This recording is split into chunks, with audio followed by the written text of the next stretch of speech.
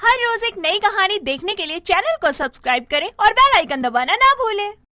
सावित्री देवी की दो बहुएं थी, भूमिका और भावना। बड़ी बहू भूमिका कुछ ज्यादा ही फैशनेबल थी। दूसरी ओर छोटी बहू भावना बहुत ही सादगी पसंद लड़की थी। भावना को भगवान ने मानो फुर्सत से बनाया था। सादगी और सुंदरता का संगम थी वो, और सबसे ज्यादा सुंदर थे भावना के काले घने और लंबे बाल। बड़ी बहू भूमिका भी वैसे तो दिखने में सुंदर थी, मगर उसके बाल भावना के जैसे नहीं थे। इसीलिए भूमिका अपनी देवरानी भावना से बहुत जलती थी। एक दिन भूमिका शीशे के सामने मेकअप कर रही थी, तभी उसकी सास सावित्री देवी वहाँ आती है और भूमिका को समझाती है। अरे देखो बहू, शादी के बाद घर गृहस्थी को भी संभालना पड़ता है। तुम सारा दिन आईने के सामने बैठी रहती हो, और भावना वो बेचारी सारा दिन कोल्हू के बैल की तरह लगी रहती है। माँ जी, बस अभी आई। भूमिका की बातें सुन सावित्री देवी वहाँ से चली जाती है, और सावित्री देवी के जाने के बाद भूमिका फिर से मेकअप करने लगती है। ऐसे ही समय गुजरता रहता है, और एक दिन भूमिका, अरे ओ भूमिका। आई माँ जी। बहू, भावना जरा काम से बाहर गई है। आज घर का सारा काम तुम्हें करना पड़ेगा। मैंने अभी तो फेशियल किया है, मैं रसोई में नहीं जा सकती। अरे बहू, तुम ये कैसी बातें कर रही हो? चलो जाओ और चुपचाप खाना बनाओ जाके। भूमिका देवरानी और सास बहू को भला बुरा कहते हुए किचन की तरफ जाती है। एक दिन भावना को अकेले साफ सफाई करते देख सावित्री देवी भूमिका पर गुस्सा हो जाती है। बहू, ये क्या? तुम आराम से बैठी हो और बेचारी भावना अकेले ही लगी पड़ी है घर के काम में। शर्म नहीं आती? वो माँ जी, मैंने अपने बालों पर ना हेयर मास्क लगाया है, इसीलिए काम नहीं कर सकती। देखो बहू, मैंने तुम्हें कितनी बार समझाया है कि तुम पहले अपनी घर गृहस्थी को देखो, फिर खुद को। माँ जी, सजना संवरना तो हर औरत का अधिकार होता है। अरे बस करो, ये तुम्हारे लिए अंतिम चेतावनी है, वरना मुझे मजबूरन सख्त कदम उठाना पड़ेगा। भूमिका अपनी सास को दिल ही दिल में बहुत भला बुरा कहती है। एक दिन सावित्री देवी भूमिका के कमरे में जाती है। भूमिका बालों पर कोई तेल लगा रही होती है। अरे बहू, ये क्या है? माँ जी, मेरे बाल बहुत छोटे हैं, मुझे भी भावना की तरह लंबे बाल चाहिए, इसलिए मैं सारी चीजें इस्तेमाल कर रही हूँ। मगर बहू, ये सारी चीजें केमिकल वाली होती हैं, तुम्हारे बालों को नुकसान कर सकती है। और हाँ, मैं तो तुम्हें बताना ही भूल गई। चलो, मेहमान आने वाले हैं, मेकअप छोड़ो और भावना की मदद करो घर के काम में। भूमिका अपनी सास की बात को अनसुना करती है और बाजार चली जाती है। सारे मेहमान खाना खाकर चले जाते हैं। कुछ समय के बाद भूमिका हाथों में कुछ सामान को बैग में लेकर घर आती है। आ गई मैडम, कहाँ थी तुम और ये इतना सारा सामान? वो माँ जी, मैं बाजार गई थी। ये हर दिन तुम इन मेकअप के सामान पर जो इतना फिजूल खर्चा कर रही हो, याद रखो अब 1 रुपया नहीं मिलेगा तुम्हें। मगर माँ जी, ये तो थोड़ा सा ही सामान लेकर आई हूँ मैं। अरे मेरा बेटा सारा दिन मेहनत मजदूरी करता है, और तुम हो कि पैसे को पानी की तरह बहा रही हो। माँ जी, मगर आपका बेटा मेरा पति भी तो है ना। जरा देखो अपनी देवरानी भावना को, छोटी है मगर तुमसे ज्यादा समझदार है। हाँ हाँ, ये भावना तो ना आपको बहुत प्यारी है, रिश्तेदार है ना आपकी, इसीलिए आप इसे ज्यादा प्यार करती हैं, मुझे नहीं। दीदी, ऐसी बात नहीं है, माँ जी तो तुम्हारे भले के लिए ही कह रही थी। चुप करो तुम, इन सारे झगड़ों की वजह सिर्फ और सिर्फ तुम हो। तुम इन्हें कान भरे हैं ना माँ जी के। चुप करो, भावना को कुछ कहने की जरूरत नहीं है। हाँ हाँ, क्यों नहीं, आपको तो एक चापलूसी करने वाली बहू पसंद है ना। भगवान का लाख शुक्र है कि वो तुम्हारी तरह नहीं है। जाओ और जाकर किचन में भावना की मदद करो। भूमिका और भावना दोनों ही रसोई घर में जाती हैं। भावना, तुमने माँ जी के कान भर भर कर अच्छा नहीं किया। देखना, एक दिन मेरे बाल तुम्हारी तरह कितने लंबे और सुंदर हो जाएंगे। एक दिन सावित्री देवी के घर उनकी पड़ोस की कुछ सहेलियां आती हैं। भावना सभी को चाय नाश्ता देती है। सावित्री देवी की सहेलियां भावना की तारीफ करती हैं। सावित्री, तेरी छोटी बहू तो बहुत खूबसूरत है और संस्कारी भी।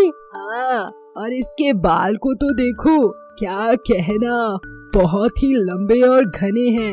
ऐसे खूबसूरत बाल मुश्किल से ही होते हैं लड़कियों के। हाँ सावित्री, सच मानो तो पूरी सोसाइटी में तुम्हारी छोटी बहू जैसी किसी की कोई बहू ही नहीं होगी। भूमिका ये सारी बातें सुनकर बहुत ही जल भुन जाती है।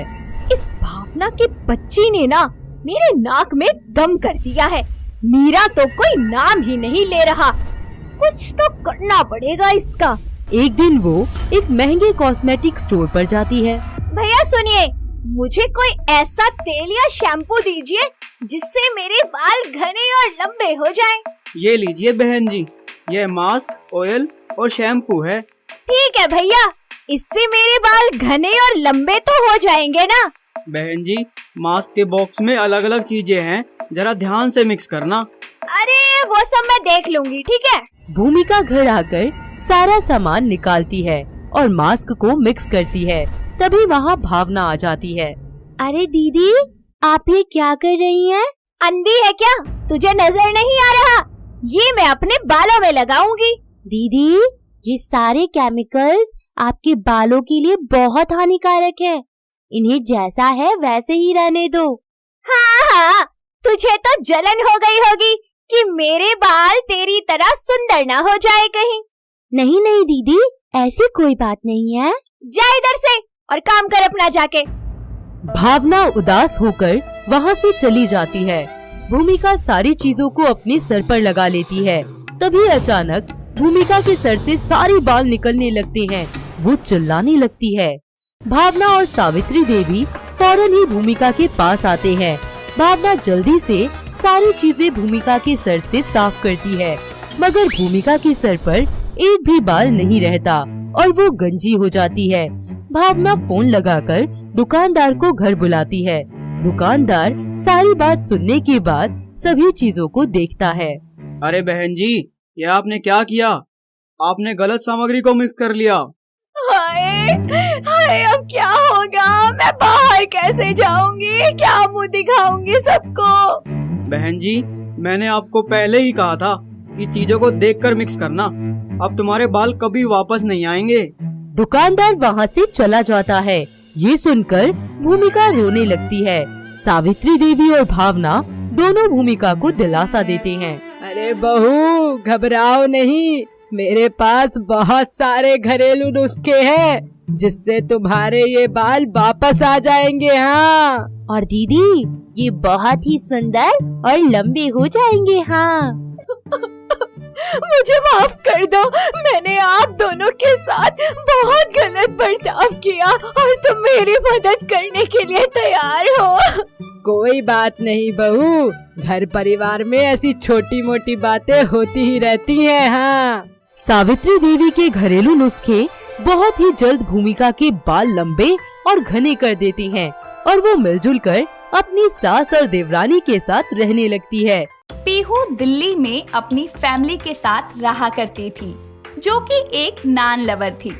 ऐसे ही एक दिन वो अपनी दोस्त तान्या के साथ एक शादी में आई थी।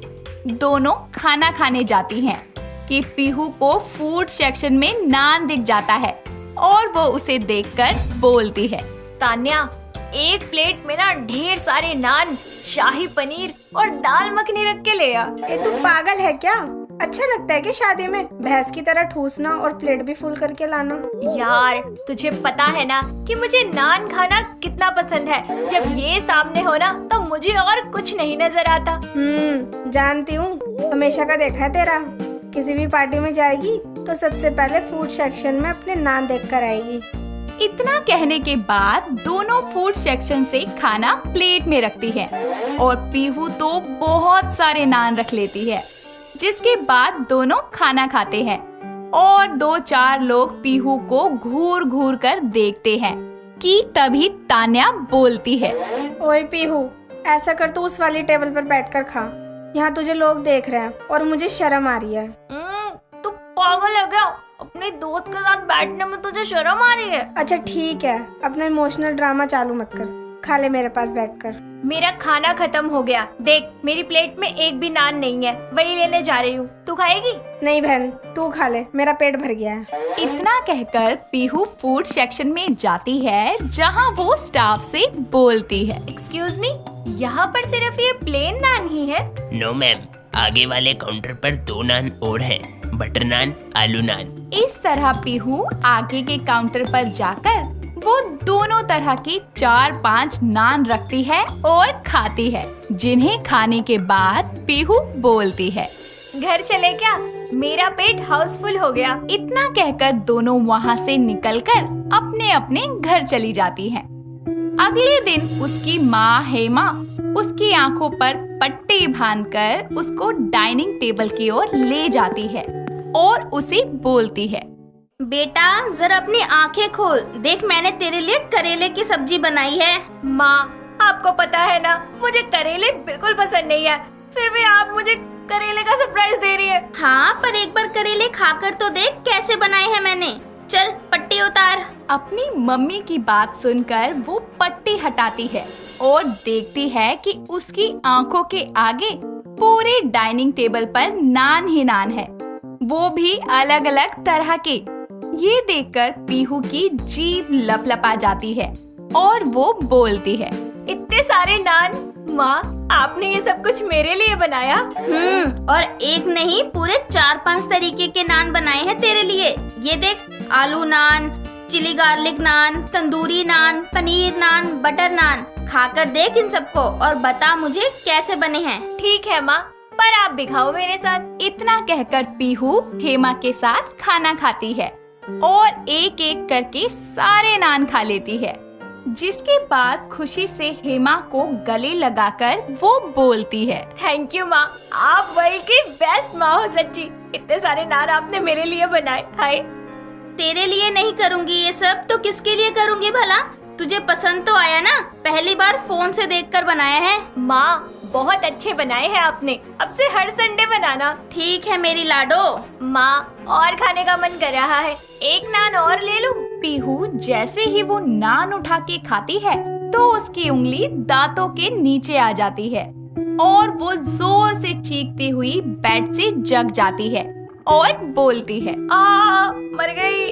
हाय, सारे नान कहाँ चले गए? मैं अपने रूम में कैसे आई? माँ कहाँ चली गई?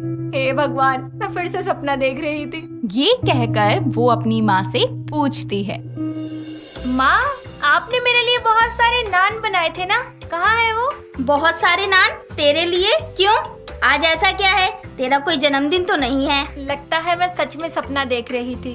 काश वो सारे नान मैं सच में खा पाती। खैर कोई नहीं। ऐसे ही समय गुजरता है। पीहू के 2 फ्रेंड्स उसे अपने साथ उदयपुर घुमाने ले जाते हैं, जहां वो उनके साथ बागोर की हवेली, सहेलियों की बाड़ी, गुलाब बाग, सिटी पैलेस आदि घूमती है।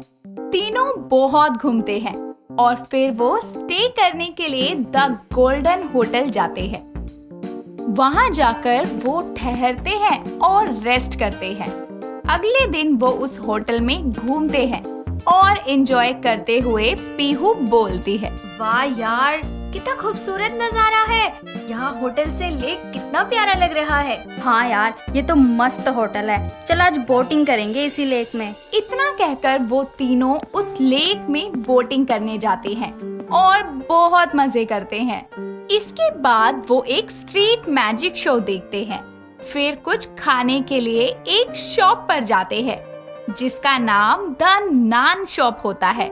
उसे देखकर पीहू बोलती है, वाह यार, इस वाले होटल पर तो सिर्फ नान की ही वैरायटियां है। मेरे तो पड़ते ही मुंह में पानी आ गया। चलो आज लंच यही करते हैं, देखते हैं उदयपुर में नान कैसे मिलते हैं। पीहू उस शॉप के अंदर जाती है। अंकल जी, यहाँ पर नान की कितनी वैरायटीज है? बेटा कम से कम 15 तरह के नान हैं, जिसमें से मैं कुछ के नाम बताता हूँ।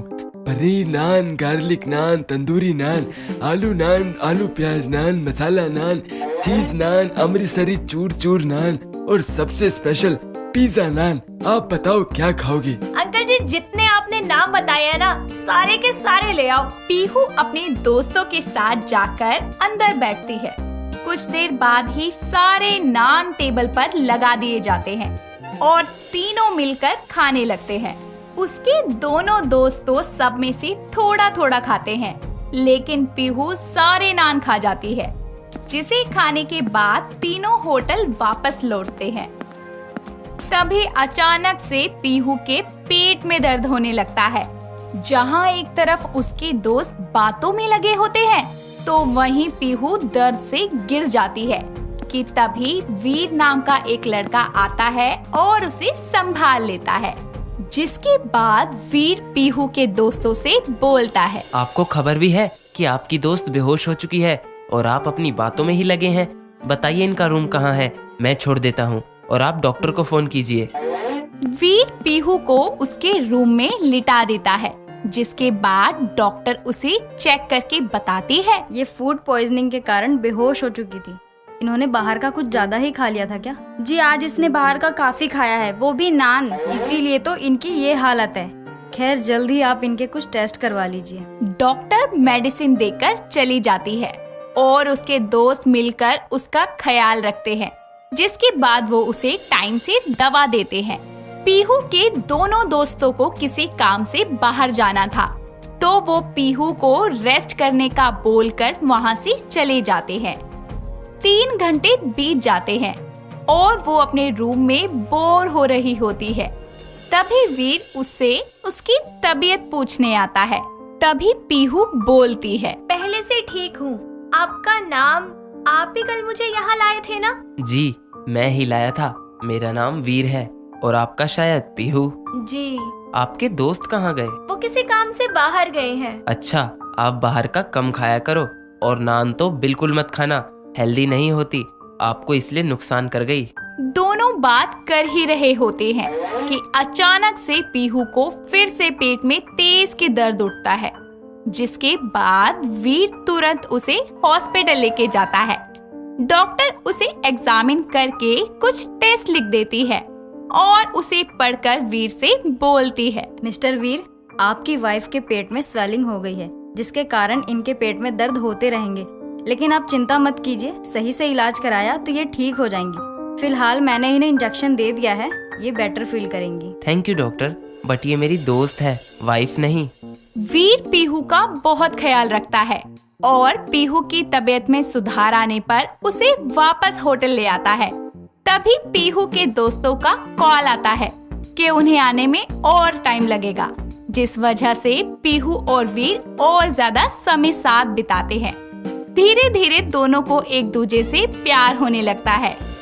जैसे ही पीहू अपने शहर वापस आती है, तो वीर भी उसके शहर आके उसके माँ बाप से उसका हाथ मांग लेता है, जिसके बाद दोनों की रजामंदी से उनकी शादी हो जाती है। विमल बहुत ही सुलझा हुआ और सीधा साधा लड़का था, जिसे बस तुम 2 वक्त की रोटी दे दो और बस थोड़ी सी शांति दे दो, तो उसे उसी जिंदगी में स्वर्ग मिल जाता था। ना उसे किसी से भी कोई फालतू लेना देना था और ना ही वो किसी से फालतू बहस किया करता। लेकिन उसकी पत्नी रेखा बिल्कुल ही टेढ़े दिमाग वाली लड़की थी, जिसे अगर कोई सीधी बात भी बोल दे तो उसे हमेशा टेढ़ी ही लगती थी और वो सामने वाले पर राशन पानी लेकर चढ़ जाती थी। इसी तरह एक दिन विमल रेखा से ऑफिस जाते हुए बोलता है, रेखा, मैं ऑफिस जा रहा हूँ, आने में थोड़ी देर होगी आज। क्यों जी, आज ऐसा क्या है? आज हमारे वर्मा सर रिटायर हो रहे हैं, तो थोड़ी पार्टी है। अच्छा, तो साफ साफ क्यों नहीं कह देते कि पार्टी में जा रहा हूँ और लेट आऊंगा? ओहो, तुमसे तो बहस ही बेकार है। हाँ हाँ, जब देखो मुझसे बहस करते रहते हो। अरे मेरी सौतन क्यों नहीं ले आते, उसी से बहस करते रहना। विमल रेखा की बात का कोई जवाब नहीं देता और अपने काम पर निकल जाता है, जिसके बाद शाम होते ही रात को थका हारा वो घर वापस आता है और उसे देखते ही उसकी पत्नी रेखा बोलती है, आ गए मौज लेकर। शर्म तो आती नहीं होगी कि घर पर बीवी अकेली है, उसको भी जरा टाइम दे दो। यार कैसी बात करती हो, बता के तो गया था ना कि लेट आऊंगा। तुम जब देखो राशन पानी लेकर मुझ पर चढ़ जाती हो। हाँ हाँ, मैं तो फसाद की जड़ हूँ ना सारी। हे भगवान, अगर तू इस दुनिया में है ना और मेरी बात सुन रहा है तो मेरे पति के लिए ना नई बीवी भेज दे, क्योंकि मैं तो हमेशा इनसे लड़ती ही रहती हूँ। इस औरत से तो बहस ही बेकार है। विमल बस अपनी पत्नी रेखा को जवाब देकर अपने कमरे में चला जाता है। ये सोचकर विमल काम पर जाता है और आते हुए अपनी बीवी के लिए जलेबी और गजरा लेकर आता है, जिसके बाद आकर वो अपनी बीवी रेखा से बोलता है, देखो मैं तुम्हारे लिए क्या लेकर आया। रेखा की नजर जैसे ही जलेबी पर पड़ती है, वो विमल से बोलती है, तुम जानते हो ना कि मैं डाइट पर हूँ, फिर भी तुम मेरे लिए जलेबी लेकर आए हो। सच बताओ, तुम ये सब जानबूझकर मुझे किलसाने के लिए करते हो ना? ओहो, चलो ये छोड़ो, जलेबी गई तेल लेने। जिसके बाद विमल हाथ आगे करके रेखा को गजरा दिखाता है, जो वो रेखा के लिए लाया था, जिसे देखकर उसकी बीवी रेखा बोलती है, अब ये कहाँ से ले आए तुम? तुम्हें पता है ना कि फूलों को इस तरह से तोड़कर इस्तेमाल करना मुझे बिल्कुल पसंद नहीं है। जलेबी दूं तो नखरे, गजरा दूं तो नखरे, अरे फिर बचा क्या? अच्छा, तुम कहना क्या चाहते हो कि इसमें भी गलती मेरी है? ना ना, मेरी गलती है। बोल दो ना अब अपना पसंदीदा डायलॉग कि मैं सौतन ले आऊं। देखा, आखिर तुम्हारे मुंह से सच बाहर आ ही गया ना, यही चाहते हो तुम। ये औरत और कुत्ते की पूंछ दोनों ही कभी सीधे नहीं हो सकते। हाँ हाँ, तो ले आओ ना अपने लिए नई बीवी। हे भगवान, मुझे उठा ले और इस आदमी को नई बीवी दिला दे। हाँ दिला देगा भगवान, करवा देगा मेरी दूसरी शादी। खुश ना? अब मैं सोने जा रहा हूँ, मुझ में और ताकत नहीं बची है तुमसे। इतना कहकर विमल सोने के लिए चला जाता है और रेखा भी रो धो कर नाटक करके उसके पास आकर सो जाती है। जिसके अगले दिन विमल बिना नाश्ता पानी किए ही काम पर निकल जाता है और उसे ऐसे देखकर उसका दोस्त हिमांशु बोलता है, क्या हो गया यार, ये चेहरे की बैंड कैसे बजी पड़ी है तेरी? छोड़ यार, कुछ नहीं। मैं नहीं छोड़ता जब तक तू बताएगा नहीं कि हुआ क्या है। हिमांशु के जिद करने पर विमल उसे अपनी पत्नी रेखा की सारी आदतों के बारे में विस्तार से बताता है, जिसे सुनकर उसका दोस्त हिमांशु बोलता है, अरे बाप रे यार, तेरी बीवी है या परमाणु बॉम्ब? पता नहीं तू उसे कैसे झेलता है, मुझे तो सुनकर ही इतना वो हो रहा है। यार मत पूछ यार, जब वो तुझे इतना तंग कर रही है तो उसे छोड़ देना भाई।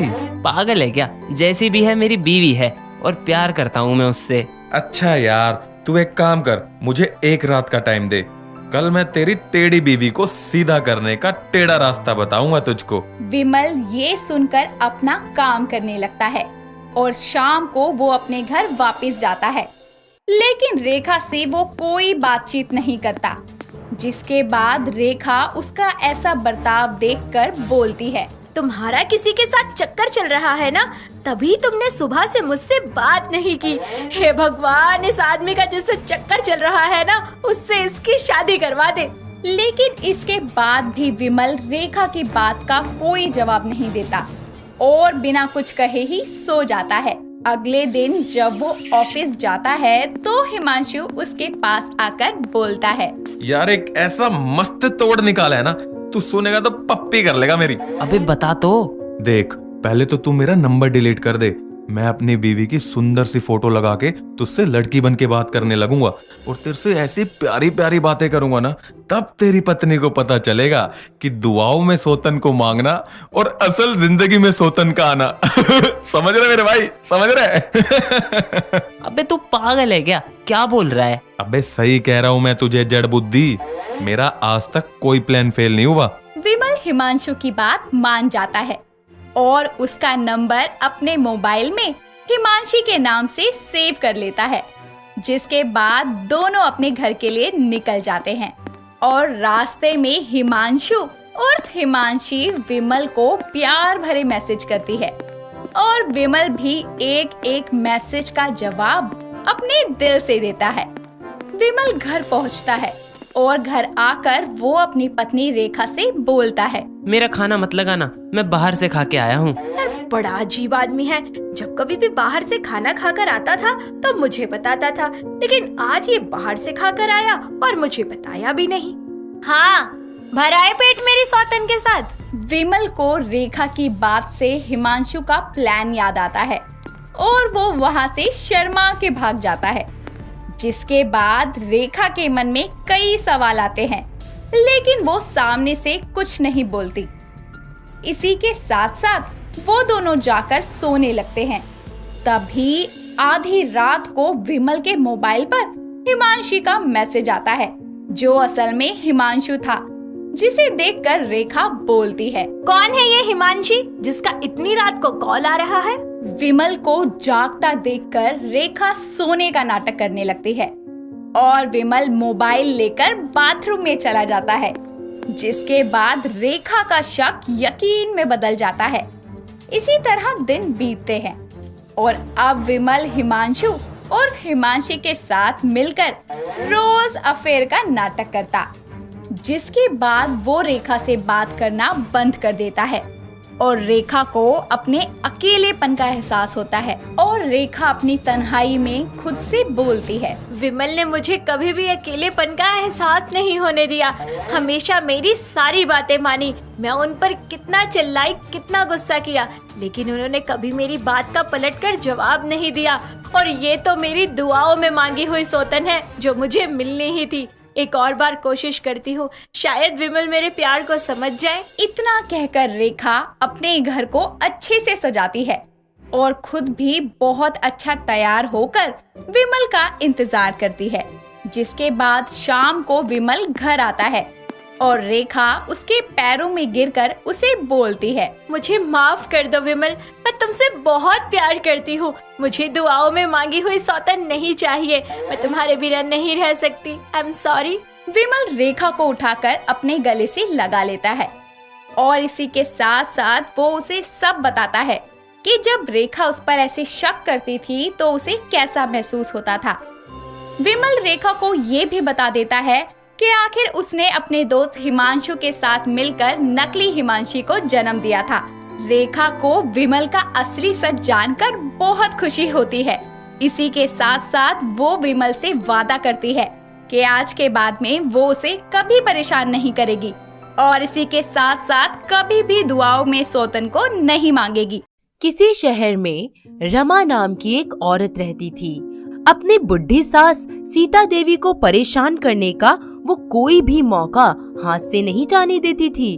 उसका पति नरेश और बेटा भरत दोनों ही विवश और लाचार होकर ये नजारा देखते रहते, मगर रमा के आगे बोलने की हिम्मत किसी की ना थी। ऐसे ही एक दिन, बुढ़िया, अरे ओ बुढ़िया, महारानी कहाँ मर गई? इतने सारे बर्तन कौन साफ करेगा?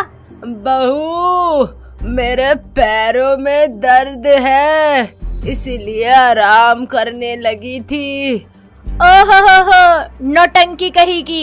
एक काम बताया नहीं कि महारानी के नखरे शुरू हो जाते हैं।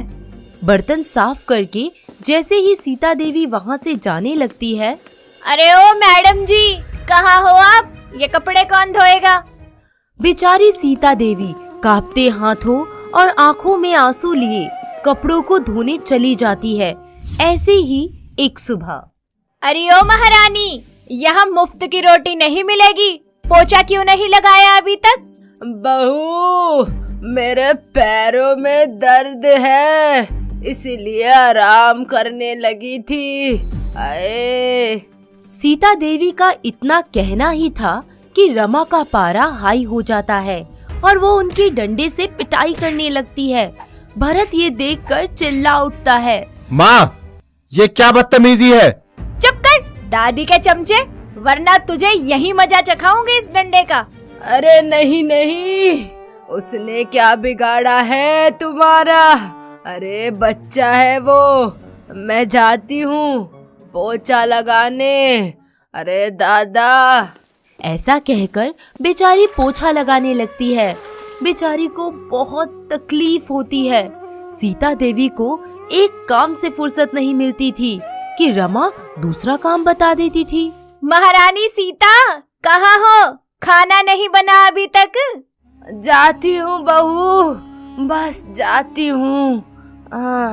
बेचारी सब्जी काट रही होती है और साथ में उसकी उंगली भी कट जाती है। वो दर्द से कर्रा उठती है। तभी वहाँ रमा आ जाती है। अरे रे रे, सत्यानाश हो तेरा! क्या हमें ऐसा खाना खिलाएगी? इतना कहकर वो सारी सब्जियाँ कूड़े में डाल देती है और सीता देवी को दूसरी सब्जी काटने को कहती है। महारानी, खाना बन गया हो तो लगा देना, बड़ी भूख लगी है। सीता देवी खाना लगाती है और खुद एक तरफ बैठ जाती है। जब सब लोग खाना खा लेते हैं तो रमा टूटे हुए बर्तन में सीता देवी को कुछ बचा हुआ खाना लाकर देती है। बेटी, एक रोटी और दे देती, बहुत भूख लगी है। हाँ। अरे ओ बुढ़िया, काम की ना काज की, दुश्मन अनाज की। खाना है तो खा, वरना ये भी डस्टबिन में डाल दूंगी। भरत हर रोज ये तमाशा देखता है। उसे अपनी दादी से बहुत प्यार होता है। वो यही सोच रहा होता है कि कैसे वो अपनी दादी का बदला ले। ऐसे ही एक दिन जब सीता देवी रमा को चाय देती है तो कुछ चाय उसके कपड़ों पर गिर जाती है। बुढ़ी, तुझे दिखाई नहीं देता? इतना कहकर सीता देवी को एक जोरदार थप्पड़ जड़ देती है। बेचारी सीता देवी खुद को संभाल नहीं पाती और पास में रखे हुए कांच के बर्तन से टकरा जाती है और सारे बर्तन टूट जाते हैं। अरे मनहूस कहीं की, सारे नए बर्तन तोड़ दिए। अब मैं तुझे इस घर में बिल्कुल बर्दाश्त नहीं कर सकती। निकल बाहर मेरे घर से। रमा गुस्से में आकर सीता देवी का सारा सामान बाहर फेंक देती है। बेचारी सीता देवी रोती बिलखती रह जाती है। चल चल मेरे साथ, आज मैं तुझे तेरी असली जगह छोड़ के आऊंगी। और वो सीता देवी का हाथ खींचते हुए उसे बाहर ले जाती है। अरे दादा, नहीं बेटा, तुम जैसा कहोगी मैं वैसा ही करूंगी, मुझे यहीं रहने दो। मगर रमा उनकी एक नहीं सुनती और उन्हें वृद्धाश्रम छोड़ देती है। ऐसे ही कुछ दिन बीत जाते हैं और भरत की शादी भावना नाम की लड़की से हो जाती है। शादी होने के दूसरे दिन भावना जब रसोई घर की तरफ जा रही होती है तो भरत उसे रोक कर कहता है, अरे भावना, उधर कहाँ जा रही हो? अरे नाश्ता तो माँ बनाएंगी, तुम आराम करो। हाय, तुझे शर्म नहीं आती? बहू है ये मेरी और मैं खाना बनाऊं? तुम भी तो किसी की बहू ही थी ना। ये सुनते ही रमा के पैरों तले जैसे जमीन ही खिसक जाती है। वो खाना बनाने जाती है। जब सब लोग नाश्ता करने को बैठते हैं तो रमा भी वहीं बैठ जाती है। अरे अरे अरे, आप यहाँ क्यों बैठ रही हैं? ये मेरी जगह है। अच्छा जी, अब से ये जगह भावना की है। रुकिए, मैं अभी आपको आपकी जगह बताता हूँ। और वो रमा को वहाँ बैठने का इशारा करता है जहाँ रमा सीता देवी को खाना देती थी। कान खोल के सुन लीजिए, आज से यही है आपकी असली जगह। रमा एकदम से चुप हो जाती है। सब लोग नाश्ता कर लेते हैं। उसके बाद भरत वहीं टूटी थाली लेकर आता है जिसमें दादी को खाना दिया जाता था। ये क्या है? अरे दिखता नहीं है क्या? थाली है। मगर इतना कहकर वो चुप हो जाती है। क्यों, क्या हो गया? अरे चुप क्यों हो गई अब तुम? माँ, तुम भी तो दादी को इसी बर्तन में खाना दिया करती थी ना, वो भी बचा कुचा। भरत, ये किस तरीके का व्यवहार है? ये कैसे बात कर रहे हो तुम अपनी माँ से? पापा, यही सब चीजें दादी के साथ भी तो हुआ करती थी। मैंने बचपन से लेकर आज तक माँ को दादी के साथ जुल्म करते हुए देखा। तब तो आपने कुछ नहीं कहा। वह बेचारी खामोशी से घर का सारा काम करती रहती थी। इनकी डांट मार सब कुछ बर्दाश्त कर लेती थी। तब कहाँ थे आप? नरेश ये सुनकर खामोश हो जाता है। हाय मेरी फूटी किस्मत, कमबख्त, तुझे इस दिन के लिए बड़ा किया था मैंने। नहीं माँ, नहीं, इस दिन के लिए तो बिल्कुल बड़ा नहीं किया था। और जैसी उम्मीद आप मुझसे कर रहे हो, दादी को भी तो पापा से ऐसी ही उम्मीदें रही होंगी। भरत भावना की ओर घूमते हुए कहता है, सुनो भावना, आज से तुम घर के काम को हाथ तक नहीं लगाओगी, सारा काम माँ करेंगी। इस तरह भावना भरत के कहने पर वो सारे काम रमा से करवाती थी जो रमा ने अपनी बुढ़ी सास से करवाए थे। और एक दिन भरत लैपटॉप पर काम कर रहा होता है और वहीं से आवाज लगाता है, महारानी, अरे ओ बुढ़िया, एक कप चाय तो ला जरा। रमा चाय लेकर आती है, मगर चाय उसके हाथों से लैपटॉप पर गिर जाती है। तुमने हमारा जीना हराम कर रखा है। रुको जरा, रुको, मैं तुम्हें तुम्हारी असली जगह छोड़कर आता हूँ। नहीं नहीं, ऐसा मत करो। तुम लोग जैसा जैसा कहोगे मैं वैसे करूंगी। मुझे यहीं इस कोने में रहने दो। रमा का पति नरेश भी भरत को डांटता है। क्या कर रहे हो ये? यही सब चीजें दादी के साथ भी तो हुई थी, वो भी इसी तरह रोई थी और आखिर में तुमने भी उन्हें वृद्धाश्रम छोड़ दिया था। अब तुम भी वहीं जाओगी, समझी? भरत की बात सुनकर नरेश और रमा को बहुत दुख होता है और वो कहते हैं, हमें माफ कर दो बेटा, जाने अनजाने में हमसे बहुत बड़ी भूल हो गई। हाँ बेटा, मैं आज ही जाकर सासू माँ से माफी मांगकर उन्हें घर वापस ले आऊंगी। इस तरह वो सीता देवी से माफी मांगती है और उन्हें वापस घर ले आती है। उनकी खूब सेवा करने लगती है। भावना भी अपनी सास का अब हर काम में हाथ बटाती है और सभी खुशी खुशी रहने लगते हैं।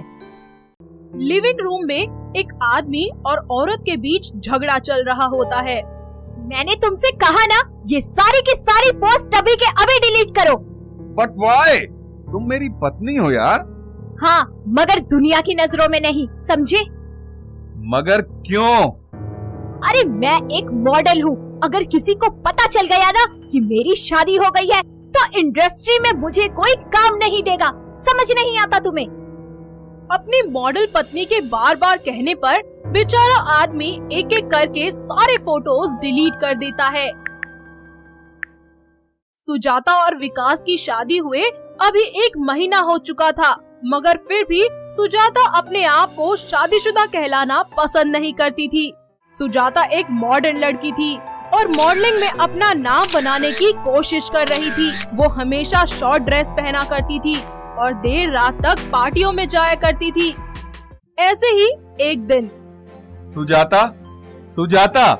अरे क्या हो गया? क्या सुजाता सुजाता लगा रखा है? अरे मुझे एक कप चाय चाहिए यार, इसलिए मैंने तुम्हें पुकारा। क्या कहा? चाय? और वो भी मैं बनाऊं? हाँ तो तुम ही बनाओगी ना, और कौन बनाएगा? बिल्कुल भी नहीं, मैं एक मॉडल हूँ। और प्लीज ना, मुझे ये सुजाता के नाम से मत बुलाया करो, क्योंकि इंडस्ट्री में लोग मुझे सूजी के नाम से जानते हैं। तो प्लीज तुम भी वही कहा करो। तभी वहाँ उसकी सास उषा देवी आती है और कहती है, अरे बेटा, थोड़ी देर रुक जा, मैं बना देती हूँ चाय तेरे लिए। प्लीज मम्मी जी, 1 कप चाय है ना, मेरे लिए भी बना देना। मैं तो चली मेकअप करने। ऐसा कहकर सुजाता अपने कमरे में चली जाती है। वैसे तो विकास और उषा देवी को बहू के मॉडलिंग करने से कोई प्रॉब्लम नहीं थी, लेकिन उसका अपने घर के प्रति लापरवाह रवैया उन्हें बिल्कुल पसंद नहीं था। ऐसे ही एक रात 10 बजे सुजाता मिनी स्कर्ट और लो टॉप पहनकर कहीं जा रही थी। तभी उषा उससे कहती है, अरे बहू, रात के 10 बज रहे हैं और तू ये छोटे छोटे कपड़े पहनकर कहाँ जा रही है? मॉम, मैं पार्टी में जा रही हूँ। बेटा, इज्जतदार घराने की बहुएं इस तरह रात को बाहर नहीं जाती, समझा कर। और प्लीज मॉम, आपको हर बात में किचकिच करना बहुत जरूरी है क्या? ये सब मेरे काम का हिस्सा है। आपको तो कुछ पता भी नहीं है। आप ना बहुत नैरो माइंडेड हो। सुजाता, ये क्या तरीका है माँ से बात करने का? वो तो तुम्हें तुम्हारी भलाई के लिए कह रही है। कोई बात नहीं बेटा, उसकी कोई जरूरी पार्टी होगी तो चिंता मत कर। सुजाता पूरी पार्टी करके सुबह सवेरे घर वापस आती है। गुड मॉर्निंग मॉम, आज आप इतना जल्दी कैसे उठ गई? उषा भी जवाब नहीं देती। अरे नहीं बात करनी तो मत करो ना, आई डोंट केयर, मैं तो चली सोने। जब वह सोकर उठती है तो देखती है कि विकास और उषा देवी खाना खा रहे हैं। सुजाता भी वहाँ आती है और कहती है, मॉम मुझे भी खाना दे दीजिए। उषा देवी उसके लिए खाना लेकर आती है। खाने को देखकर सुजाता चिल्लाने लगती है। व्हाट द हेल मॉम, क्या है ये सब? इतना ऑयली फूड, मैं कैसे खाऊंगी ये सब? आप जानती है ना कि मैं एक मॉडल हूँ। इतना कहकर वो थाली उषा की तरफ सरका देती है। बदतमीजी की भी हद होती है सुजाता। एक तो मेरी माँ ने तुम्हें खाना बना कर दिया, ऊपर से तुम उनसे इस तरह बिहेव कर रही हो। अरे तो क्या हो गया? क्या उन्हें मेरे प्रोफेशन के बारे में नहीं पता? अगर माँ के हाथ का खाना पसंद नहीं है तो तुम खुद क्यों नहीं बना लेती? ओ, मैं बनाऊं? आखिर मैं एक मॉडल हूँ। अरे अरे बस ठीक है, अब जाने दो और झगड़ा मत करो, शांत हो जाओ। ऐसे ही कुछ दिनों बाद, सुनो सुजाता बहू, आज घर पर मेहमान आने वाले हैं, तुम ना जरा अच्छे से कपड़े पहन लेना। आप कहना क्या चाहती हैं मॉम? अरे बेटा, मेरे कहने का ये मतलब है कि तुम साड़ी पहन लेना। ये जो तुमने कपड़े पहने हैं ना, इसमें से आधे से ज्यादा शरीर तो खुला ही रहता है। कुछ समय के बाद मेहमान आते हैं। सब लोग सुजाता के बारे में पूछते हैं। उषा सुजाता को आवाज लगाती है। सुजाता आती तो है, मगर उसने वही छोटे कपड़े पहने हुए थे। और ये क्या पहन रखा तुम्हारी बहू ने? बड़ी बेशर्म है। क्यों, आपको मुझ में क्या बेशर्मी नजर आ गई भला? और ये जो तुम इतने छोटे छोटे कपड़े पहन के आई हो वो? हेलो मिस्टर मेहमान, मैं तो ऐसे ही कपड़े पहनूंगी क्योंकि मैं एक मॉडल हूँ। आपको आना है तो वेलकम, नहीं आना तो रास्ता कम, गेट लॉस। उषा जी, आपकी बहू ना बेशर्म होने के साथ साथ बदतमीज भी है। चलो यहाँ से, हमें नहीं रहना यहाँ पे। इतना कहकर मेहमान वहाँ से चले जाते हैं। मेहमानों के जाने के बाद उषा देवी कहती है, अरे बहू, माना कि तू मॉडल है, पर कम से कम मेहमानों के सामने तो साड़ी पहन लेती। अरे अगर आपको कोई सीधी सादी बहू चाहिए थी तो विकास की शादी किसी गरीब सी लड़की से करवा देती ना। तुम्हें तो मालूम ही था ना कि मैं एक मॉडल हूँ। मैं एक मॉडल हूँ, मैं एक मॉडल हूँ। ये लफ्ज सुन सुनकर मेरे कान पक गए हैं। आज से तुम्हारा हर काम बंद। तुम होते कौन हो मुझे रोकने वाले? मैं तुम्हारा घर छोड़कर अभी के अभी जा रही हूँ। इतना कहकर सुजाता अपना सारा सामान लेकर अपनी माँ के घर चली जाती है। अरे सुजाता बिटिया, तुम यहाँ, और दामाद जी कहाँ हैं? माँ, उन लोगों को मेरा मॉडलिंग करना पसंद नहीं था। वो चाहते थे कि मैं सारा दिन वो साड़ी पहने रखूं और घर का काम करूं एंड ऑल, और मुझसे ये सब नहीं होता, इसलिए मैंने वो घर छोड़ दिया। सुजाता अपने मायके में रहने लगती है। ऐसे ही एक दिन सुजाता को उदास देखकर उसकी माँ पूछती है, अरे बिटिया, क्या बात हो गई? देख रहे हैं हम आजकल तुम बहुत उदास नजर आ रही हो। माँ, वो बात ये है कि मुझे कुछ दिनों से काम मिलना बंद हो गया है। अरे बिटिया, काम काज में उतार चढ़ाव आवत रहत है। तब तक तुम ऐसा करो, हमारे साथ घर के काम काजन में हमारा हाथ बटाओ। ठीक है माँ। सुजाता धीरे धीरे करके घर के काम सीखने लगती है। साथ ही कभी कभी खाना भी बना लेती है। एक दिन सुजाता के पिताजी खाना खाते हुए खाने की तारीफ करते हैं। अरे वाह, आज तो बहुत ही बढ़िया खाना बना है। आज का सारा खाना हमारी बिटिया सुजाता ने बनाया है। देखा, मेरी बेटी मल्टी टैलेंटेड है, जो अपना काम और घर का काम दोनों बखूबी संभालती है। अपने पिता के मुंह से यह शब्द सुनकर सुजाता को बड़ी शर्म आती है। पापा, मेरे ससुराल में तो मेरी सासू माँ ही सारा काम संभालती थी, मैं तो बस खाना खाती थी और अपना काम संभालती थी। बेटी, मुझे तुझसे ये उम्मीद बिल्कुल भी नहीं थी। हाँ पापा, आप सही कह रहे हैं, मुझे मेरे ससुराल वापस चले जाना चाहिए। हाँ बिटिया, तुम्हारा फैसला एकदम बढ़िया है। इस तरह सुजाता वापस अपने ससुराल लौट आती है। मॉम, विकास, प्लीज मुझे माफ कर दो, मुझसे बहुत बड़ी गलती हो गई। अब मैं अपना घर और मॉडलिंग दोनों को मैनेज करके चलूंगी। कोई बात नहीं बहू, गलती इंसान से ही होती है। हाँ सुजाता, अब मुझे तुमसे पूरी उम्मीद है कि तुम मुझे शिकायत का कोई मौका नहीं दोगी। इसके बाद सुजाता अपना घर परिवार और अपनी मॉडलिंग संभालते हुए सभी के साथ खुशी खुशी रहने लगती है। दोस्तों, अगर आपको ये कहानी पसंद आई तो इसे लाइक करें, शेयर करें और कमेंट करके बताएं कि कहानी में आपको सबसे अच्छा क्या लगा।